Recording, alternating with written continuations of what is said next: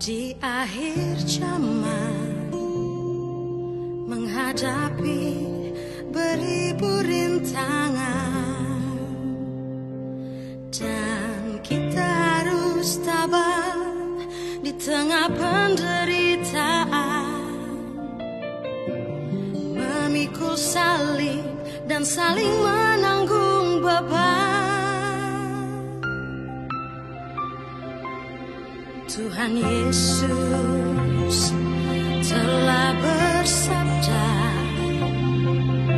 agar kita selalu berjaga dan teruslah bekerja, beritakan Injilnya sambil menunggu kedatangannya yang kedua.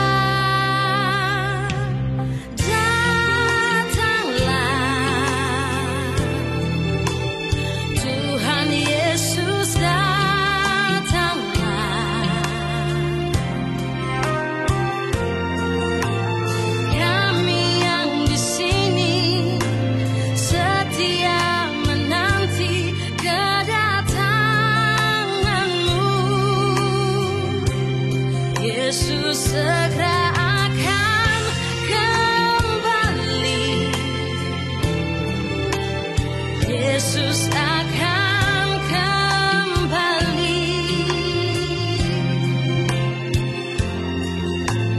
dalam kemuliaan serta kebesaran di awan-awan.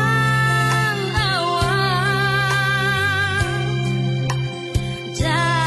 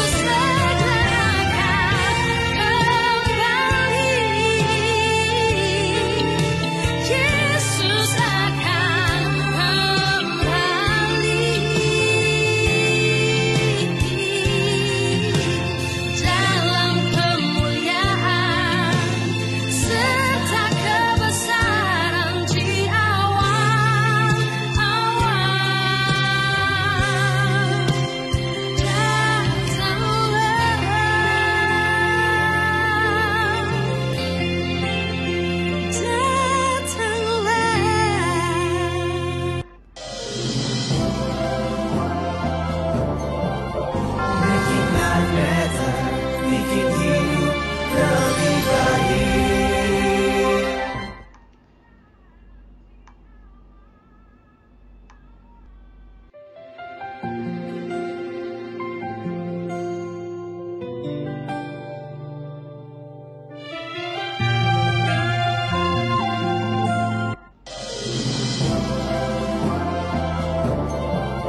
Making life better, bikin hidup lebih baik.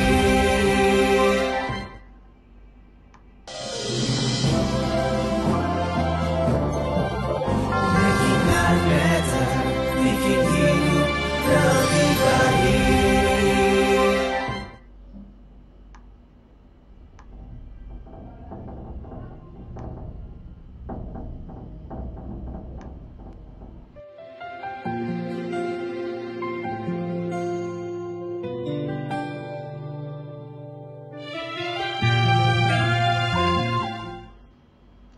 Ya, saudara-saudara, senang sekali hari ini kita bisa berjumpa tentunya dalam program Making Life Better yang bikin hidup lebih baik. Dan saudara-saudara, malam ini malam yang istimewa oleh karena kita akan membahas tentang menyelamatkan pernikahan, menyelamatkan cinta di dalam pernikahan. Karena kita menyadari ada banyak saudara kita yang sedang menghadapi pergumulan dengan pernikahan, terutama dengan munculnya wabah corona ini. Ada saudara kita juga yang sedang bergumul dengan masalah pernikahan. Itulah sebabnya saudara, malam ini kita sama-sama akan menolong saudara kita bagaimana menyelamatkan pernikahan kita. Dan saya yakin saudara, kita semua yang sedang bergumul dengan masalah pernikahan, malam hari ini saya harap kita akan mendapatkan jawabannya. Amin. Itulah sebabnya saya nanti akan mewawancari atau kita akan mendengarkan sebuah kesaksian dari salah satu pasangan yang memang sudah terancam dalam perceraian, tapi pada akhirnya Tuhan menyelamatkan pernikahan mereka. Jadi saudara, malam hari ini menjadi malam yang sangat istimewa oleh karena kesaksian yang akan kita dengar adalah kesaksian yang hidup, yang benar-benar dialami oleh saudara kita yang memang sudah betul-betul di ujung perceraian. Bahkan orang tuanya sudah menyarankan untuk bercerai. Kalau kamu tidak bercerai, saya tidak akan mengakui kamu sebagai anak. Saudara-saudara, pergumulannya luar biasa.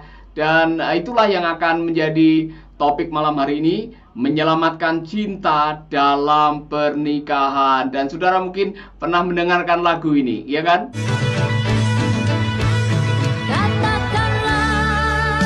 Katakan sejujurnya. Ya. Apa mungkin kita bersatu kalau tak mungkin lagi hujan menyejukkan hati kita? Untuk apa kau dan aku bersatu kalau tak mungkin lagi kita bercerita tentang cinta? Biarkanlah ku pergi jauh.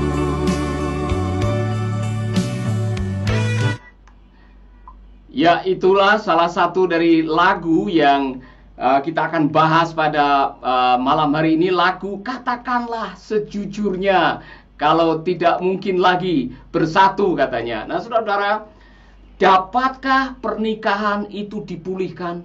Dapat, saudara-saudara. Dapatkah pernikahan itu mengalami restorasi, disembuhkan hubungannya, kemudian dipulihkan dan bisa betul-betul seperti awal yang baru? Bisa. Dan malam hari ini kita akan membahas mengenai hal itu.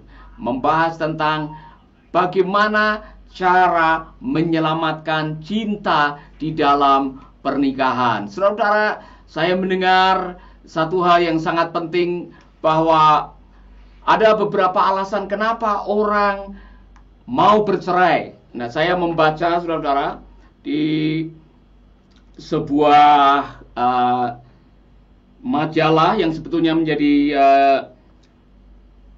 sesuatu yang sudah dipublikasi, ada 4 penyebab perceraian katanya. Tapi sebelum kita membahas itu, saudara, ada yang lebih ngeri lagi, ya kan? Ada yang lebih ngeri lagi oleh karena menurut hasil penelitian atau menurut data yang tercatat pada tahun 2019 ada 604.997, dengar baik-baik, 604.997.000 kasus perceraian.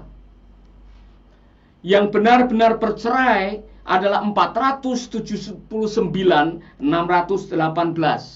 Ini tahun 2019, saudara. Jadi hampir lebih dari 0,5 juta kasus perceraian yang terjadi di Indonesia pada tahun 2019. Artinya Indonesia menempati angka yang sangat tinggi dalam kasus perceraian, dan itu terjadi baik di dalam kehidupan orang percaya atau orang Kristen atau non-Kristen. Nah, itu sebabnya saudara, malam hari ini saya sengaja untuk mengangkat topik ini karena dengan adanya kasus pandemi COVID-19 ini, katanya saya mendengar ada banyak rumah tangga yang bertengkar, ada yang menggugat cerai, terutama di Cina. Saudara, di suasana lockdown ini ada banyak kasus perceraian yang terjadi. Itulah sebabnya malam hari ini, saudara, saya ingin kita kembali merenungkan bagaimana caranya menyelamatkan pernikahan. Dan menurut apa yang saya baca, yang saya temukan di Kompasiana atau di kompas.com, ada 4 penyebab perceraian. Yang pertama, saudara, kurangnya cinta atau keintiman. Saudara, ini merupakan alasan bercerai paling banyak dengan 47% responden mengindikasikan bahwa cinta dalam pernikahan mereka sudah hilang dan membuat mereka memutuskan berpisah dengan pasangannya. 47% dari 2.371 responden mengatakan bahwa sudah tidak ada cinta lagi. Artinya cintanya sudah hilang, musnah. Nah, benarlah apa yang dikatakan oleh para pakar yang mengatakan memang jatuh cinta itu mudah, tetapi jatuh cinta berkali-kali pada orang yang sama dalam waktu yang lama tidak mudah, saudara-saudara. Itulah sebabnya kita berdoa agar kiranya kita semua akan belajar malam hari ini, karena ada ayat yang tertulis di dalam Amsal pasal yang ke-24 ayat 3 sampai ayat yang 4 mengatakan bahwa yang membuat rumah tangga kuat, yang membuat rumah tangga akhirnya langgeng, yang membuat pernikahan Anda bahagia, bukan semata-mata karena cinta. Yang membuat rumah tangga bahagia adalah, dengarkan, Amsal 24 ayat 3 sampai 4. Dengan hikmat rumah didirikan, dengan kepandaian itu ditegakkan, dan dengan pengertian kamar-kamar diisi dengan bermacam-macam harta benda yang berharga dan menarik. Jadi untuk membangun rumah tangga, cinta saja tidak cukup. Saudara-saudara, menurut penelitian tadi, orang-orang yang bercerai 95% masih mencintai pasangannya, tetapi mereka tidak bertahan. Mengapa? Karena mereka kekurangan 3 hal ini: wisdom, knowledge, and understanding. Hikmat, pengertian, dan pengetahuan. Dan saudara-saudara, itulah sebabnya jangan kaget kalau akhirnya 47% mengatakan karena kurangnya cinta dan keintiman. Penyebab yang kedua adalah masalah komunikasi. 44% mengaku memiliki masalah komunikasi dengan pasangannya, dan hal itu menjadi alasan mengapa mereka bercerai. Salah satu responden menjelaskan bahwa suaminya dalam beberapa waktu terakhir tidak banyak bicara, dan hal itu membuat hubungan mereka dilanda stres. Dan saya mengakui ini, kita semua kadang-kadang punya pergumulan di bagian ini, saudara-saudara. Yang ketiga, kurang simpati. Jadi penyebab yang ketiga adalah kurangnya simpati, penghormatan, dan kepercayaan. 3 hal ini merupakan kualitas mendasar sebuah hubungan dan menjadi alasan perceraian terpopuler ketiga. Yang keempat, tinggal berjauhan. Pada kehidupan yang ideal, pasangan akan hidup dan tumbuh secara harmonis ketika hidup berdampingan. Namun kenyataan jauh lebih keras. Alasan perceraian terpopuler keempat adalah karena pasangan tinggal berjauhan. Nah, nanti kita akan sebentar mendengar sebuah kesaksian langsung dari sehambanya yang punya pengalaman bagaimana, saudara, nanti kita akan mendengarkan kesaksian langsung bagaimana pernikahannya yang terancam akhirnya dipulihkan oleh Tuhan.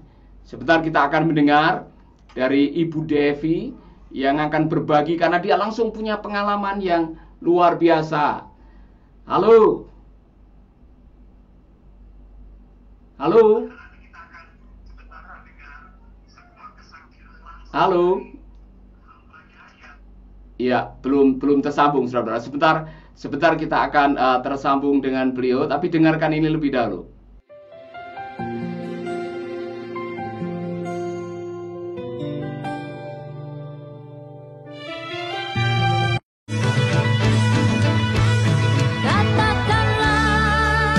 Katakan sejujurnya, apa mungkin kita bersatu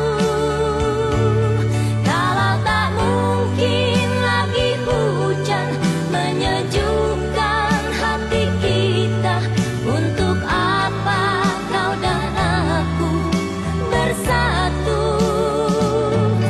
kalau tak mungkin lagi kita bercerita tentang cinta?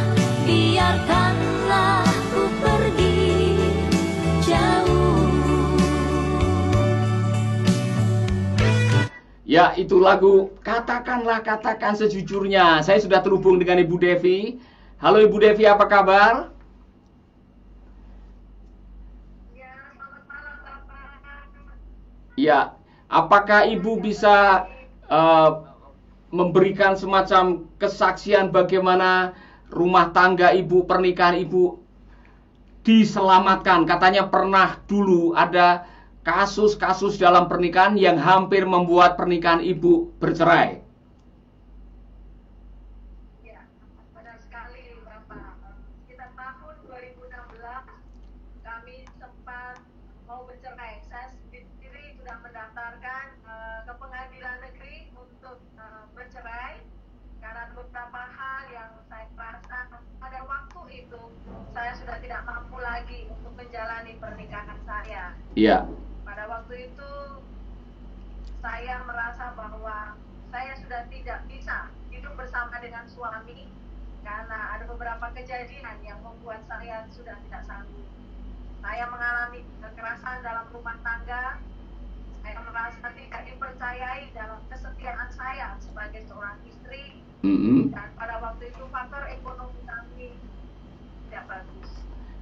Ya, Ibu, rupanya ini koneksinya terputus-putus. Nanti sebentar kita akan coba lagi. Tetapi ada pertanyaannya adalah, saya mendengar bahwa sudah bahkan keluarga menyarankan Ibu untuk bercerai. Dan ada pendeta yang Ibu berkonseling katanya sudah sarankan untuk bercerai. Tetapi akhirnya Ibu kok tidak bercerai, ya kan? Nanti kita coba, Ibu akan menjawab ini. Sebelumnya kita mendengarkan lagu ini dan saya akan coba koneksinya lebih bagus lagi, Ibu.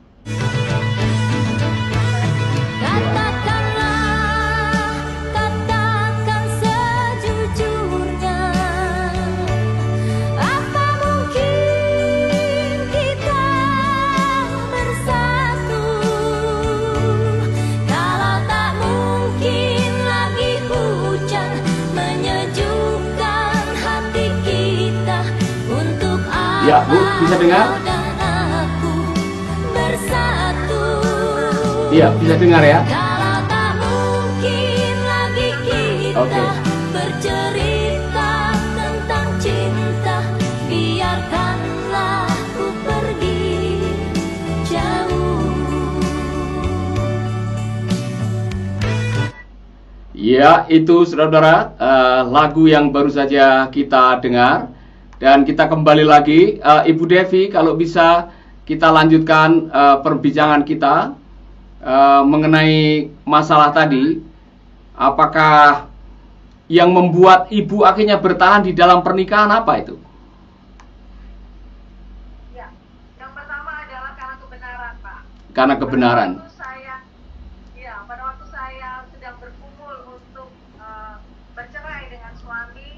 pada waktu itu memang banyak pendeta yang menyarankan, banyak, bukan satu dua, tapi saya mau katakan banyak pendeta yang menyarankan kepada saya bahwa bercerai tidak apa-apa, asal jangan menikah.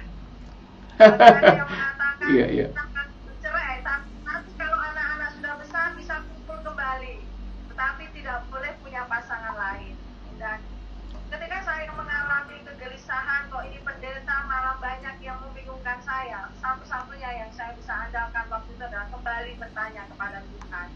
Dan di saat saya berpuasa 3 hari, disitulah Tuhan memberikan jawaban. Salah satunya adalah melalui program Making Life Better. Pada puasa hari pertama, Tuhan bekerja melalui program ini untuk memberi kekuatan kepada saya, lewat kesaksian seorang ibu yang juga persoalan seperti saya. Nanti dulu nih, Ibu dengar Making Life Better lewat radio waktu itu. Ya. Pada saat itu, Pak. di Mercysoe. Waktu itu Ibu sedang dalam keadaan down, katanya harus cari pohon atau pergi keluar dari rumah supaya tidak ada keluarga yang dengar bahwa Ibu lagi nangis, atau gimana ceritanya, bagaimana? Akhirnya Ibu menemukan radio itu. Ya, dulu tahun 2015 Pak Paulus beserta dengan tim pernah membagikan radio yang tenaga surya di wilayah Soe. Kebetulan keluarga saya dapat satu waktu itu. Iya. Nah, radio itu sebenarnya menjadi penyelubung bagi saya ketika saya menangis agar tidak diketahui oleh keluarga. Karena bapak ibu saya sering ngomong, berani menangis dalam rumah berarti masalah baru buat saya. Wow. Sehingga untuk menyelubungi saya menangis, saya bawa radio ke kebun di pohon waktu itu. Iya. Pukul 9 pagi. Dan di situ Ibu mendengar kesaksian. Ya, betul. Kesaksian dari seorang ibu dalam program Making Life Better. Lalu apa langkah Ibu yang membuat Ibu pada akhirnya memutuskan untuk tidak bercerai, padahal keluarga Ibu, orang tua menyarankan dan mengatakan pokoknya harus bercerai, pokoknya harus bercerai. Apa yang membuat Ibu tidak mau bercerai? Pada waktu itu kebenaran itu, Pak. Kebenaran dari firman Tuhan itulah yang bergema di hati saya. Karena selama 3 hari saya berpuasa, itu selalu bergema kepada saya bahwa perceraian itu dosa di hadapan Tuhan. Secara manusia saya takut dosa. Saya takut. Saya sudah sengsara di dunia, saya nggak mau mati. Saya juga masuk neraka. Itu menggaung di dalam batin saya. Nah, yang kedua adalah saya memikirkan anak-anak saya. Nah, kalau Ibu mau jujur dengan kita semua waktu itu, seperti tadi yang saya bahas, ada 4 penyebab perceraian. Salah satunya adalah cinta yang mulai pudar, kemudian komunikasi yang memburuk, berjauhan, kemudian masalah dengan emosi, penghargaan dan sebagainya. Untuk kasusnya Ibu yang paling menonjol yang membuat Ibu mau bercerai waktu itu apa? Salah satunya adalah komunikasi, Pak. Ketika emosi kami memuncak, komunikasi kami sudah tidak bagus. Kami sama-sama tinggi emosi kami, sehingga ketika dalam keadaan emosi tinggi kami tidak bisa berkomunikasi baik sebagai pasangan suami istri. Sehingga komunikasi yang tidak bagus ini menimbulkan ketidakpercayaan, menimbulkan juga prasangka di dalam pasangan satu sama lain. Dan bahkan saya mendengar sampai ada KDRT juga ya, bahkan ada kekerasan dalam rumah tangga juga. Ya, Ibu, beritahukan kepada kami sekalian langkah-langkah bagaimana yang membuat Ibu akhirnya memutuskan untuk memulihkan pernikahan, dan bagaimana langkah Ibu secara pribadi untuk kembali kepada suami dan akhirnya dirukunkan kembali dan sekarang dipulihkan pernikahannya. Nah, yang pertama sih Pak, yang buat saya, pengalaman saya adalah saya harus mengampuni suami saya. Itu yang dasar buat saya pada waktu itu. Tidak gampang untuk mengampuni, tetapi itu langkah yang harus saya ambil. Karena mengampuni itu bukan untuk suami saya, tapi mengampuni itu baik untuk diri saya sendiri. Ketika saya dipulihkan, saya bisa mengampuni, saya bisa berhadapan dengan suami saya. Jika langkah awal dasar yang saya lakukan waktu itu adalah saya harus mengampuni suami saya. Amin. Itu langkah pertama. Langkah kedua?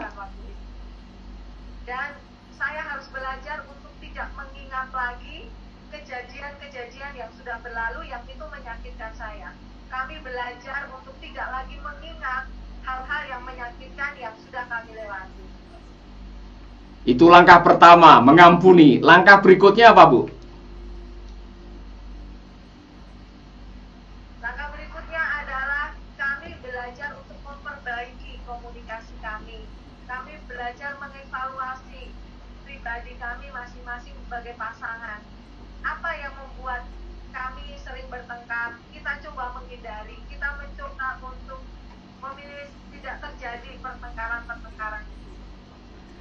Nah, saya mendengar bahwa Ibu dapat seorang mentor atau seorang hamba Tuhan yang memberikan konseling dan sebagainya. Seberapa penting seorang mentor diperlukan dalam hari ini untuk memulihkan pernikahan? Seberapa penting buat Ibu kehadiran seorang mentor pada waktu itu? Ya, mentor salah satunya adalah memberikan kami tempat untuk kami istilahnya men-sharingkan apa yang kami rasakan, kami alami. Salah satu hal yang membuat saya pada waktu itu gagal dan mengambil keputusan yang hampir salah dalam masa depan hidup saya adalah saya tidak pernah mau punya seseorang yang punya wibawa rohani untuk saya bisa berbagi pengalaman saya, masalah saya. Sehingga kehadiran mentor salah satunya adalah membawa kita dalam kebenaran yang benar sesuai firman Tuhan untuk menuntun kehidupan saya dalam pernikahan saya waktu itu. Ibu, Dan pada waktu itu di Kupang kami ada satu gembala, Bapak Charles Besi waktu itu. Bu, kalau Pak Charles Besi sekarang dengar dan melihat program ini, apa kata Ibu untuk beliau? Iya, Bapak Charles Besi. Ya, kalau beliau mendengarkan malam ini dan lihat Facebook ini, apa yang Ibu mau katakan kepada Bapak Pendeta Charles Besi di Sitri atau Gereja Pemulihan? Iya, betul sekali.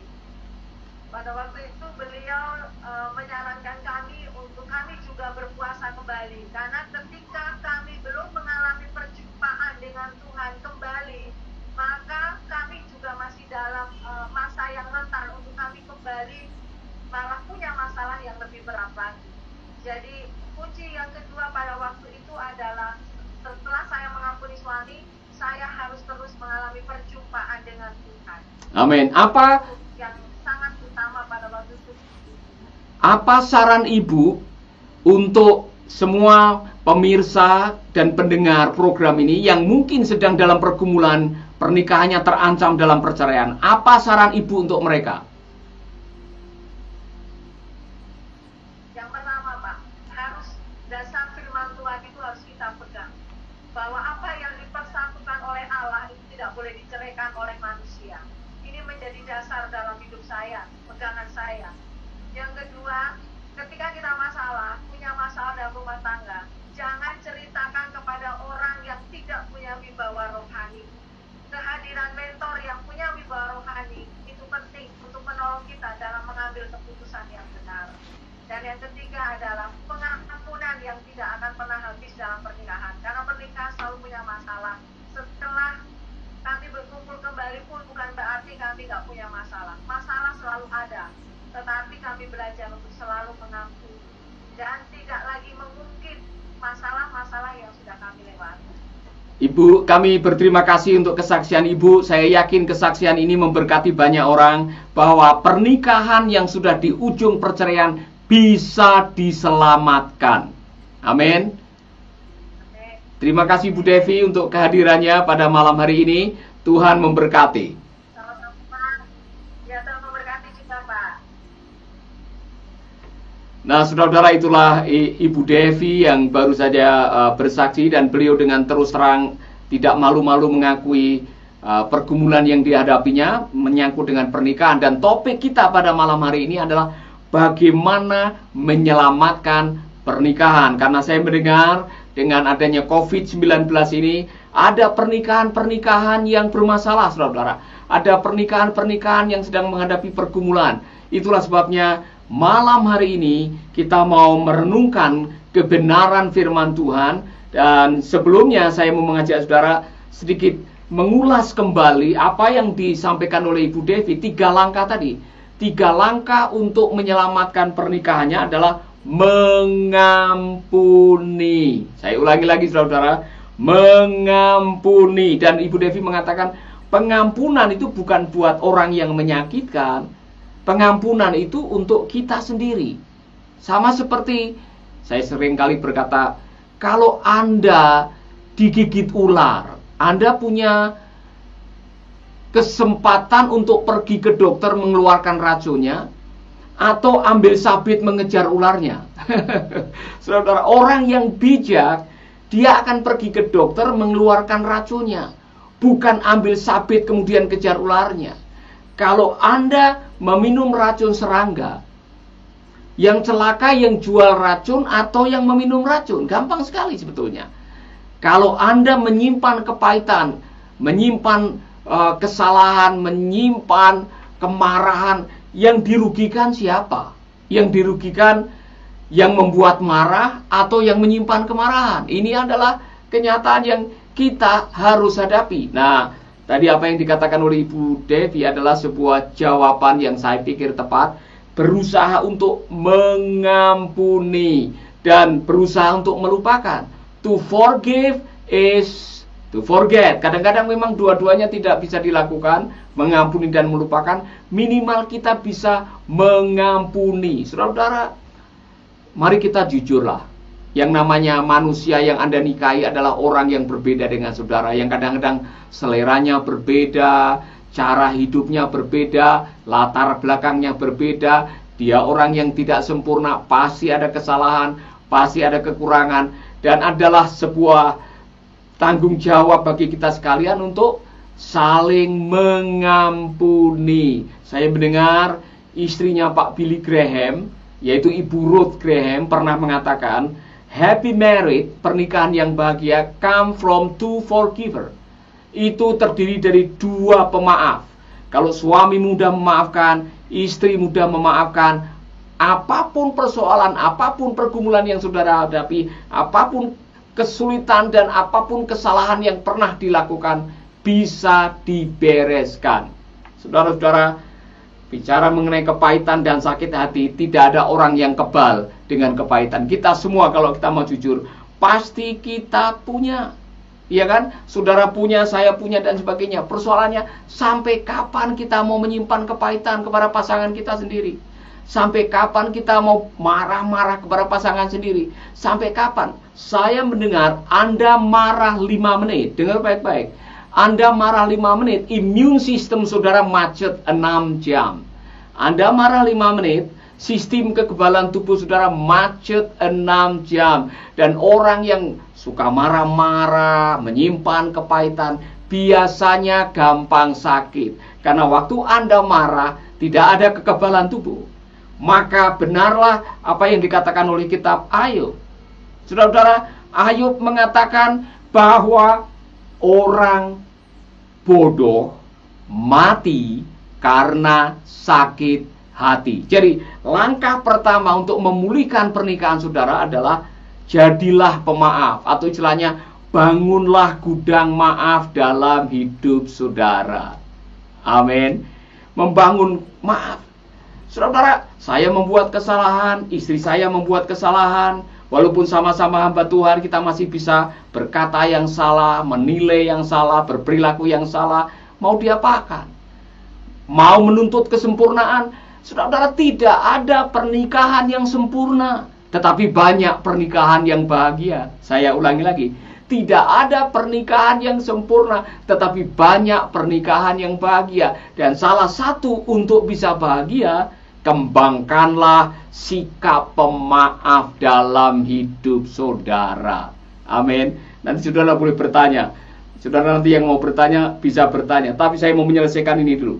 Mengampuni adalah langkah yang luar biasa. Dan bukankah itu yang dikatakan oleh Tuhan Yesus? Itu juga yang dikatakan oleh para rasul. Hendaklah kamu saling mengampuni. Kasih itu mengampuni. Saudara-saudara, berapa banyak orang yang pernikahannya bisa diselamatkan jika mereka mau mengampuni. Saudara mungkin mengatakan, Pak Paulus mah gampang aja. Kalau Pak Paulus ngerasain apa yang saya rasakan, sakitnya tuh di sini. Ya kan? Dulu waktu saya kecil, ada lagu yang mengatakan, sakitnya hati ini. Saudara-saudara, kita semua kalau kita mau jujur, kita masih bisa terluka dan kita masih bisa melukai. Kadang-kadang kita punya kelemahan dan pasangan kita punya kelemahan. Mau apa? Kalau kita menghargai apa yang namanya pernikahan, maka kita harus mau berkorban, hidup dalam kasih, memaafkan, dan mau mengampuni. Haleluya, amin. Yang kedua, Ibu Devi tadi mengatakan memperbaiki komunikasi. Dan itu benar seperti hasil survei yang dilakukan oleh pemerintah tadi, bahwa ada hampir 600 atau 400 sekian ribu per tahun kasus perceraian. Waktu diteliti, masalah yang kedua yang membuat mereka bercerai adalah komunikasi. Dan saudara-saudara, saya punya masalah, saudara punya masalah. Kita harus belajar bagaimana meningkatkan kualitas komunikasi supaya menjadi lebih baik. Amin. Dan saudara-saudara, berikutnya harus ada mentor. Tadi dikatakan Anda harus punya mentor, punya seseorang yang bisa membimbing saudara untuk menolong saudara melihat pernikahan dengan perspektif yang benar, dengan nasihat yang benar, sehingga mentor kita menolong kita untuk mendekatkan kembali, bukan menjauhkan kita. Itulah sebabnya kita perlu, saudara-saudara, dalam hidup ini kita perlu dipulihkan. Nah, sebelum kita membahas dari kacamata firman Tuhan dari kitab Amsal tadi, saudara-saudara, saudara dengarkan lagu ini dulu, ya kan?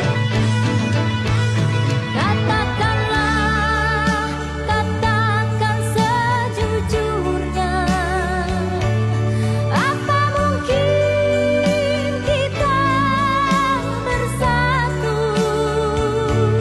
kalau tak mungkin lagi hujan menyejukkan hati kita? Untuk apa kau dan aku bersatu kalau tak mungkin lagi kita bercerita tentang cinta? Biarkanlah ku pergi jauh. Saudara-saudara, katakan sejujurnya, mau ndak saling mengampuni? Katakan sejujurnya, mau ndak menerima kelemahan satu dengan yang lain? Inilah pernikahan, saudara-saudara. Jadi sebelum saya nanti membahas secara berseri 10 hukum nikah bahagia, saya mau melandasi dari Amsal pasal yang ke-24. Kalau saudara ada Alkitab di depan saudara, atau ada Alkitab di HP saudara, buka Amsal pasal 24 ayat 3-4 yang mengatakan begini. Dengan hikmat rumah didirikan, dengan kepandaian itu ditegakkan, dan dengan pengertian kamar-kamar diisi dengan bermacam-macam harta benda yang berharga dan menarik. Dengan hikmat rumah didirikan, dengan wisdom, dengan firman, rumah tangga itu didirikan. Jadi kalau Anda ingin mendirikan rumah tangga pernikahan yang kuat, maka landasannya, fondasinya adalah kebenaran firman Tuhan atau hikmat. Pernikahan itu adalah idenya Allah. Dan karena itu idenya Allah, Allah yang merancang, Allah yang bertanggung jawab untuk pernikahan saudara. Karena Allah yang merancang pernikahan, Allah punya agenda terhadap pernikahan saudara. Untuk apa? Di dalam kitab Maleakhi 2 ayat 19, supaya dari persatuan yang kudus itu lahir keturunan-keturunan ilahi. Supaya melalui pernikahan saudara lahir anak-anak Tuhan yang saleh, anak-anak Tuhan yang bisa menjadi saksi, menjadi terang, dan menjadi perwakilan Allah di dalam dunia ini, saudara-saudara. Maka seluruh aturan manual mengenai pernikahan yang dikehendaki seperti yang Allah maksudkan ada di Alkitab. Saudara bisa membaca ayat demi ayat di dalam Alkitab. Ada banyak yang mengatur bagaimana seharusnya kita menjalani pernikahan. Karena untuk memiliki pernikahan yang sesuai dengan apa yang dirancang oleh Allah, kita harus hidup sesuai dengan kebenaran firman Allah. Amin. Saudara-saudara, saya pikir-pikir kadang-kadang Alkitab itu adalah buku manual kehidupan yang berlaku dalam segala bidang. Di dalam kitab Amsal, saudara akan mendengarkan aturan-aturan, prinsip-prinsip untuk usaha, untuk kehidupan rohani, untuk bertetangga, untuk bernegara, untuk para pemimpin, dan juga ada ayat-ayat untuk pernikahan. Saudara-saudara, ibarat manual, maka untuk supaya produk itu bisa berfungsi sebagaimana seharusnya, harus mengikuti buku manual. Saya baru membeli kamera. Kamera ini saya beli baru 2 hari yang lalu. Saudara, di dalam kardus selain saya dapat kameranya, ada manualnya. Nah, manual ini menolong saya bagaimana mengeset kamera ini supaya bisa berfungsi sebagaimana seharusnya. Kalau saya tidak membaca buku manual, kemudian saya mengoperasikan semau saya, kemudian salah, yang salah bukan pabriknya, yang salah karena saya tidak membaca buku penuntunnya. Kalau pernikahan saudara kok tidak seperti yang saudara inginkan, seperti yang dikehendaki oleh Allah, jangan salahkan Allah yang menciptakan pernikahan. Karena mungkin saudara tidak membaca buku manual tentang pernikahan. Itulah sebabnya saudara, saran saya tadi, baca kembali Amsal 24. Hikmat itulah yang menjadi landasan atau kebenaran firman Allah menjadi landasan untuk pernikahan saudara. Maka Pak Miles Monroe mengatakan begini, kalau Anda sudah jatuh cinta dengan firman Tuhan tentang pernikahan, jangan takut dengan siapa yang Anda nikahi. Jangan gentar dengan masalah yang akan Anda hadapi dalam pernikahan. Karena kalau Anda sudah komit, jatuh cinta dengan kebenaran firman Tuhan yang menyangkut pernikahan, yang mengatakan tentang pernikahan, apa saja masalah pernikahan akan bisa diselesaikan kalau masing-masing komit atau berserah atau hidup di atas kebenaran firman Tuhan.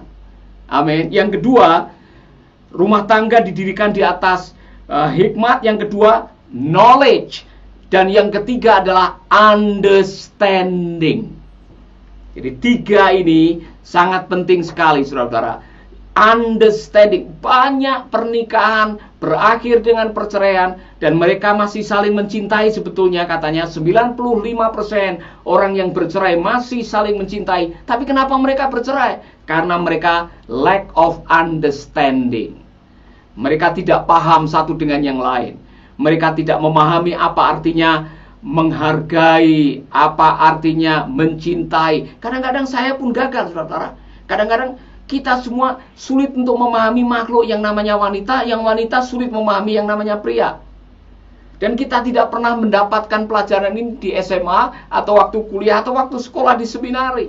Saya tidak mendapatkan pengajaran bahwa wanita itu dari sononya, bahan dasarnya sudah beda dengan pria. Pria diciptakan dari tanah liat, wanita dari tulang rusuk. Cara membuatnya juga beda. Waktu Tuhan menciptakan pria menggunakan kata to form. Wanita waktu Tuhan menggunakan atau waktu Allah menciptakan wanita dengan kata to build. Jadi, saudara, bahan dasarnya beda, cara membuatnya beda, maka jangan kaget kalau masing-masing kita sudah dari soronya sudah beda. Yang satu haus penghargaan, yang satu haus kasih sayang. Yang satu namanya wanita kalau stres banyak omong, pria kalau stres diam. Otaknya yang beda juga katanya, saudara-saudara. Kabel penghubung otak kanan dan otak kirinya wanita itu lebih tebal daripada pria. Sehingga wanita punya kelebihan, bisa memiliki koordinasi yang hebat. Wanita bisa goreng tempe, nyusui anak sambil terima HP bersamaan. Pria tidak bisa. Itulah sebabnya understanding, saling memahami, itu sangat penting. Walaupun kadang-kadang kita gagal. Saya kadang-kadang gagal memahami pasangan hidup saya. Tapi kita harus belajar, saudara-saudara, karena itu adalah cara bagaimana kita bisa membangun pernikahan dan menyelamatkan cinta di dalam pernikahan. Amin, saudaraku. Nah, nanti kita akan coba berdoa buat saudara. Kalau ada pertanyaan, barangkali saudara bisa menyampaikan pertanyaan saudara.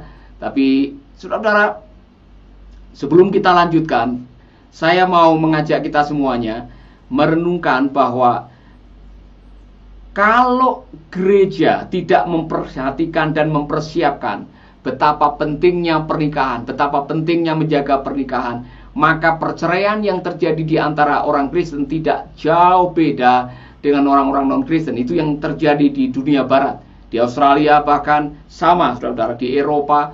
Dan saudara-saudara, siapa yang paling bertanggung jawab untuk menyiapkan, membangun, memberi pengertian pernikahan atau pasangan-pasangan yang menikah? Gereja Tuhan. Itulah sebabnya saya yakin kita semua harus mau belajar memperbaiki. At the end of the days, yang paling penting dalam kehidupan kita adalah kehidupan kita, pernikahan kita, keluarga kita. Maka jangan cepat-cepat membuat keputusan. Selamatkanlah cintamu dalam pernikahan. Amin. Kita akan lanjutkan setelah yang satu ini. Katakan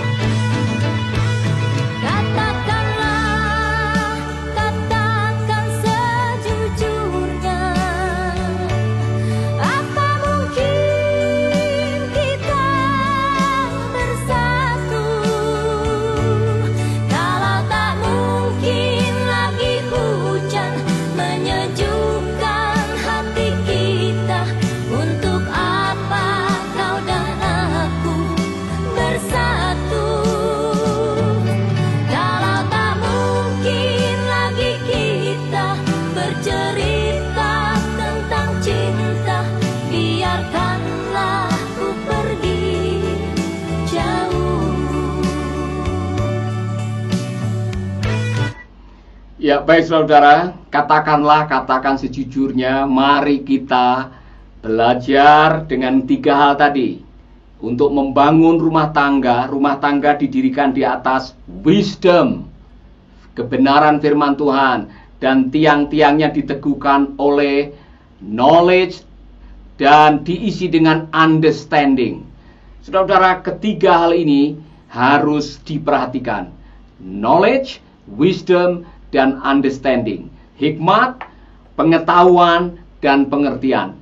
Rumah tangga harus dibangun di atas hikmat Allah. Artinya, kita harus mengikuti semua petuah, amanah, petunjuk firman Tuhan tentang pernikahan. Kita menikah oleh karena kita mau mengikuti semua yang dikatakan oleh Tuhan mengenai pernikahan. Yang kedua, kita harus belajar untuk saling mengerti, dibangun, dikuatkan di atas pengertian, understanding, dan banyak kita yang gagal. Kalau kita tidak hati-hati, kita gagal di sini. Jadi, saya mendengarkan Pak Myles Monroe mengatakan bahwa pernikahan yang bahagia itu disebabkan oleh karena understanding atau wisdom. Jadi, kalau Anda pernikahannya tidak bahagia, jangan cepat-cepat nyalakan iblis. Jangan cepat-cepat nyalakan pihak ketiga, menyalahkan mertua, atau menyalahkan orang yang lain-lain, saudara. Kalau Anda, pernikahan Anda tidak bahagia, karena Anda lack of knowledge. Saudara kurang pengetahuan tadi. Kurang hikmat, kurang pengertian. Itulah yang menjadi penyebab utama. Itulah sebabnya, saudara, sangat baik sekali buat saudara untuk belajar seperti malam hari ini. Bagaimana kiat kita menyelamatkan pernikahan? Kita belajar dari Ibu Devi, yaitu ada 3. Yang pertama, mengampuni. Yang kedua, memperbaiki komunikasi. Dan yang ketiga, punya mentor. Ini penting sekali. Anda punya seseorang yang bisa menjadi penasehat di dalam pernikahan saudara. Amin. Nah, saya kurang tahu bagaimana dengan saudara semuanya yang malam hari ini sudah bergabung. Mungkin ada yang jujur mengatakan, Pak Paulus, saya betul-betul memerlukan tangan Tuhan, uluran Tuhan untuk memulihkan pernikahan saya. Atau saudara sedang menyimpan kepahitan, saudara sedang merencanakan untuk berpisah, atau sekarang sudah pisah ranjang. Saudara sudah tidak tahu bagaimana mengambil langkah untuk menyelamatkan pernikahan saudara-saudara. Dengar baik-baik saudara. Ada yang mengatakan begini, menikah itu mudah, mempertahankannya yang memang tidak mudah. Dibutuhkan kiat-kiat khusus untuk menyelamatkan cinta kita. Salah satunya adalah menambah pengetahuan. Karena yang membuat pernikahan Anda tidak bahagia adalah lack of knowledge, lack of understanding, lack of wisdom, kekurangan hikmat, kekurangan pengertian, dan kekurangan pengetahuan. Hal-hal yang sederhana. Salah satunya, saudara, yang namanya pernikahan itu ada musimnya. Saudara tahu ada musim semi, ada musim gugur, ada musim dingin, dan nantinya saudara akan ada musim panas. Setiap musim kita harus bisa menyesuaikan pengharapan kita. Dan di dalam setiap musim saudara harus bisa memanage keinginan saudara. Ini contoh. Masih ingat waktu cinta saudara bersemi, ada musim semi. Ya kan, di musim semi saudara menatap mata. Masih ingat waktu jatuh cinta, matanya saling bertatapan, gemetar di sini, ada getaran cinta. Saudara kesenggol jempol kakinya aja ada getaran. Itu musim semi. Kemudian nanti ada musim panas. Tapi dengar baik-baik, ada saatnya Anda harus memasuki musim gugur. Rambut mulai berguguran, mata mulai kabur, telinga mulai budek, gigi mulai rontok, kekuatan mulai berkurang. Ketika pernikahan Anda sudah memasuki cycle atau pancaroba seperti itu, Anda tidak bisa mengharapkan pasanganmu seperti pada waktu musim semi. Jangan pernah mengharapkan pasanganmu yang sudah umur 72 tahun masih kuat seperti waktu umur 27 tahun waktu diranjang. Saudara-saudara akan kecewa. Maka diperlukan knowledge, pengetahuan bagaimana memanage harapan, menyesuaikan keadaan sehingga kita masih bisa menikmati pernikahan ini. Amin. Dan salah satu caranya adalah dengan knowledge dan understanding. Haleluya. Itulah sebabnya kalau saudara malam ini sedang menonton video ini dan saudara merasa ada pergumulan yang berat dalam pernikahan saudara, saudara sedang menghadapi kesulitan, saudara sedang bergumul dengan hubungan saudara, saudara secara jujur, saudara tidak tahu pernikahanmu aja di ujung tanduk mau berakhir seperti apa. Tapi di hatimu setelah mendengarkan kebenaran dan kesaksian tadi, saudara punya keinginan untuk dipulihkan kembali. Saudara rindu supaya pernikahan saudara mengalami restorasi. Saya yakin Tuhan bisa menolong saudara. Kalau saudara adalah orangnya taruh tangan di dada, kita berdoa supaya Tuhan akan menjamah pernikahan saudara. Saya tidak tahu situasi saudara, tapi kalau saudara memang benar-benar sedang membutuhkan ini, Tuhan akan menolong saudara. Mari kita berdoa. Bapa kami di dalam surga, kami percaya kebenaran firman-Mu. Kami berdoa buat saudara-saudara kami yang sedang bergumul dengan mempertahankan pernikahan. Kalau ada konflik, kalau ada masalah, kalau ada hal-hal yang membuat mereka menjauh dan rumah tangga serta pernikahan mereka terancam perceraian, aku berdoa agar kiranya malam hari ini Roh Tuhan akan memberikan peneguhan melalui firman, sehingga kami boleh mengambil langkah yang benar untuk masing-masing datang kepadamu, saling mengampuni, saling memaafkan, mempelajari, memperbaiki komunikasi, dan kami mencari jalan keluar untuk tetap hidup berkomitmen seperti yang Tuhan katakan dalam firman Tuhan. Terima kasih Bapa. Secara manusia kadang-kadang kami tidak sanggup, tapi Tuhanlah yang akan memampukan kami untuk menjalankan itu. Di dalam nama Yesus kami berdoa. Amin, amin, amin. Tuhan memberkati saudara. Saya yakin malam hari ini saudara yang diberkati, jangan lupa bagikan video ini untuk teman-teman Anda. Dan kita akan lanjutkan pada malam yang berikutnya. Besok ada beberapa tamu yang akan hadir. Besok malam akan ada seorang tamu, Bapak Pendeta Paulus Suryajaya dari Jakarta.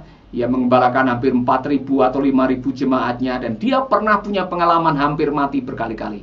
Dan Tuhan melakukan hal yang luar biasa. Jadi besok malam kita akan dikuatkan oleh hambanya. Jangan lupa saudara, kita akan diberkati oleh hambanya Bapak Paulus. Dan kalau masih ada waktu sedikit saudara ingin sharing, saudara diberkati oleh program ini, dan saudara rindu supaya saudara ada doa secara khusus pada malam hari ini karena situasi yang saudara hadapi, kita akan berdoa setelah yang satu ini.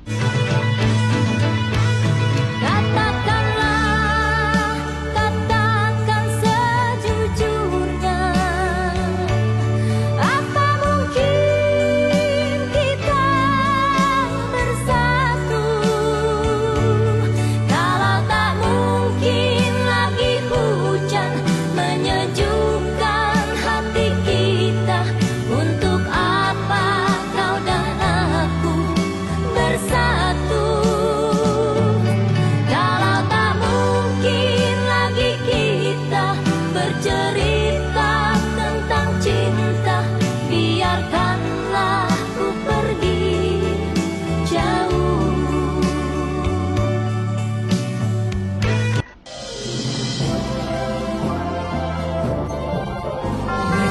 life better, bikin hidup lebih baik. Ya, kembali lagi bersama saya Paulus Wiratno di Making Life Better yang bikin hidup lebih baik. Saya menyalami saudara yang baru bergabung atau yang sudah dari tadi bergabung. Bung Wahyu, salam. Kiranya Tuhan Yesus melindungi kita semua. Amin. Bagaimana kabar Sidoarjo? Ini ada beberapa saudara yang sudah masuk dari jauh. Ini ada yang dari Hong Kong, ada dari Jakarta juga ini yang baru bergabung, ya. Ibu Janet Duling yang sudah bergabung. Ini Ridwan Toraja Paulus, ya. Salam Pak Pendeta. Dan selamat malam semuanya. Pak Haryanto ini pendengar setia, pemirsa yang setia, sahabat kita dari Bangkok, ya. Haleluya, puji Tuhan. Arfan Billy, ya, saya kenal dia. Pak Arfan, apa kabar? Ini bagaimana nasib Pak Arfan ini? Kemudian ada saudara yang lain yang baru bergabung, Pak Lazarus Teguh Supriyanto yang setia mengikuti Making Life Better. Saya ingin mendengar saudara yang sudah bergabung selama ini, saudara mengikuti Making Life Better, dan saudara diberkati. Jangan lupa kalau ada kesaksian-kesaksian yang baik, kesaksian yang membangun, kesaksian yang bisa memperkaya iman saudara kita, saudara bisa menuliskan dan saya bisa menyampaikan. Seperti ada kesaksian dari seorang ibu yang dipulihkan dan mengalami hal yang luar biasa, bahkan disembuhkan. Ada saudara kita yang waktu di rumah sakit menyaksikan program ini langsung dijamah oleh Tuhan, disembuhkan, dan sekarang dia punya pelayanan kembali ke rumah sakit untuk mendoakan orang. Saudara, ada seorang pria yang pada waktu dia sedang stres mau bunuh diri, dia mendengarkan program ini dan dia batal bunuh diri. Saudara, ada banyak orang yang dijamah, diselamatkan, ditolong oleh Tuhan melalui program ini. Itulah sebabnya saudara-saudara yang sudah diberkati melalui program Making Life Better, ada kabar baik. Making Life Better sudah punya aplikasi. Jadi saudara bisa mendownload aplikasi Making Life Better dari Play Store, dari Google Store. Demikian juga saudara-saudara yang selama ini ada di daerah Papua, di daerah Maluku, Ambon dan sebagainya, saudara bisa mendengarkan Making Life Better dari jaringan radio Dian Mandiri yang Making Life Better. Making Life Better juga saya mau tunjukkan kepada saudara-saudara, renungan-renungan yang biasanya diputar di radio sudah menjadi buku. Namanya Making Life Better, tapi ini buku di dalam bahasa Indonesia. Jadi kalau ada di antara saudara yang pernah membaca dan diberkati, jangan lupa kasih kesaksian setelah membaca renungan Making Life Better, bagaimana saudara diberkati. Ada juga album lagu-lagu yang nanti saya akan setel. Sudah lahir album Compassion, beberapa lagu, ada 6 lagu yang saya tulis dengan pertolongan Tuhan dan menjadi album, dinyanyikan oleh beberapa penyanyi Kristen yang urapannya luar biasa. Saudara bisa mendapatkan ini, dan semuanya ini kalau saudara membeli, uangnya diberikan kepada Yayasan Panti Asuhan Mercy Indonesia. Jadi dengan membeli buku-buku ini, saudara sedang memberkati pelayanan Mercy Indonesia yang punya 12 panti asuhan. Satu lagi buku yang saya yakin saudara ini tidak ditemukan di toko buku karena kami yang menerjemahkan dan mencetaknya, yaitu sebuah buku yang sangat bagus sekali yang ditulis oleh Bapak Dr. Michael Youssef, judulnya Jesus, Jihad and Peace. Yesus, Jihad dan Perdamaian. Apa yang ditulis di sini adalah apa yang nubuatan Alkitab katakan tentang peristiwa-peristiwa dunia sekarang ini. Apa yang terjadi sekarang ini diterangi dari kebenaran firman Tuhan. Itulah yang ditelaah, ditulis, dibahas oleh Dr. Michael Youssef. Kalau saudara melihat live TV atau U-Channel, mungkin saudara menyaksikan Dr. Michael Youssef yang sering berkhotbah membawakan program Dia Buka Jalan atau Leading the Way. Dan saya sudah beberapa kali mengunjungi gerejanya di Atlanta, The Church of the Apostle, yang cukup besar, dan pelayanan beliau adalah mendunia. Saudara, itu sebabnya saya senang sekali pada malam hari ini bisa hadir dan bisa menginformasikan mengenai sumber-sumber yang bisa memperkaya kerohanian kita. Saudara-saudara, terima kasih Anda sudah bergabung dan sudah beberapa yang hadir di sini. Ya, ada beberapa saudara dari Sumba Barat, bahkan Pak Birlan Sitanggang juga dari Kelakah ini, ya, dari Jawa Timur sudah bergabung. Salam Pak Birlan, apa kabar? Saudara yang lain yang baru bergabung, Josmen Marbun, saya tahu biasanya dari Papua ini, ada dari Jakarta, dari Medan, ya, Angel Selaban yang selalu hadir. Terima kasih untuk semua saudara yang sudah bergabung. Sekali lagi, kiranya kebenaran firman Tuhan, kesaksian tadi akan memberkati kita. Dan nanti untuk seri-seri yang berikutnya kita akan membahas masih dalam topik menyelamatkan pernikahan, menyelamatkan cinta dalam pernikahan. Karena seperti tadi, kasus perceraian yang melebihi 500 juta di Indonesia sangat membutuhkan sebuah langkah bagaimana kita sebagai hamba Tuhan, sebagai gereja Tuhan mempersiapkan generasi muda untuk memiliki pernikahan yang baik, pernikahan yang berkualitas, sehingga kalau jemaatnya pernikahannya baik, gerejanya jadi baik, masyarakatnya akan ikut baik, negaranya jadi kuat. Amin, saudara.